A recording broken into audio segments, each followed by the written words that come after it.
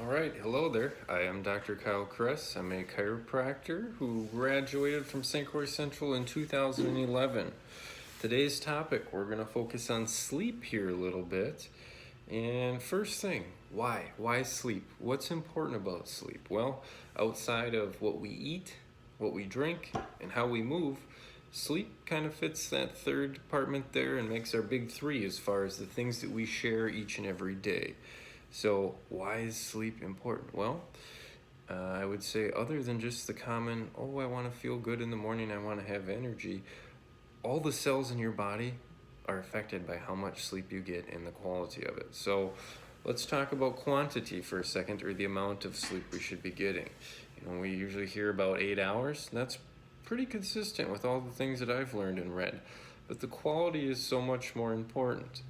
Okay, so we want to look at a sleep cycle and break this down further. So a sleep cycle is roughly 90 minutes, an hour and a half, and to achieve a thorough, I would say, success in the night for a good night's sleep, we want to get to 5 of those. Okay, so roughly that 8-hour period with a little lapse in there. I would say the next biggest thing is what time we're sleeping. So you're going to get quite a bit different results if you go to bed at midnight or 1 in the morning and then wake up at 8 or 9 a.m. You'll probably be more tired than if you went to bed at 9:30, 10 o'clock and woke up at 6 o'clock in the morning. And that isn't me saying that. That's just kind of a lot of science saying that. And kind of the natural rhythm of life is we should be going to bed when it gets dark out. We should be up and ready to greet the sun in the morning, ready to go with our day. So I'd much rather have you get 7.5 hours of restorative sleep, and then at noon, you're still ready to rock, versus go to bed at 1, 2 in the morning, wake up at 9 or 10 in the morning, and then basically by noon, need a nap again because we're tired. We want to try and avoid those things. So what can I do to improve my quality and quantity of sleep? Number one is we got to put the phones down, guys. We got to put the phones and the screens down and put them away. We can't be on them. I would say at least an hour and a half before bed, no more of that. Now, that sounds like a big challenge, right? And I think one thing we got to remember is if we get a text message, it's going to be there in the morning. We don't have to read it.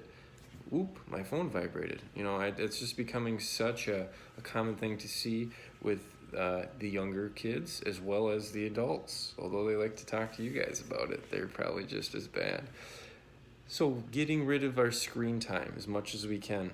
Not having so much of that right before bed. Sleeping in a dark room. Sleeping in a cooler room. Not wearing, sweatshirts and sweatpants to bed. We shouldn't be doing that. We should be in like a t-shirt and shorts in a darker, cooler room. If you're having trouble falling asleep, I would say taking up something like meditation, having a nightly journal, yoga, anything like that that's going to just calm you down more. And if you're really struggling with sleep, I would even incorporate a journal or a diary. What time did you lay down? What time did you fall asleep? Did you wake up at all during the night? What time was that? How long were you up for? How many times did you wake up? Did you wake up the next day feeling very restored and ready to go? And did that carry on throughout the day? Just some basic stuff there, guys, and I think it would be helpful to all of you to incorporate that, as well as one final thing, trying to stay on the same sleep schedule all 7 days a week. Right now, very challenging. There's not a lot of structure when we don't have to go to school every day. But the more that you can get to bed at the same time and get up at the same time, the better off you're going to be there. Thanks for listening. Hopefully you learned a little bit today.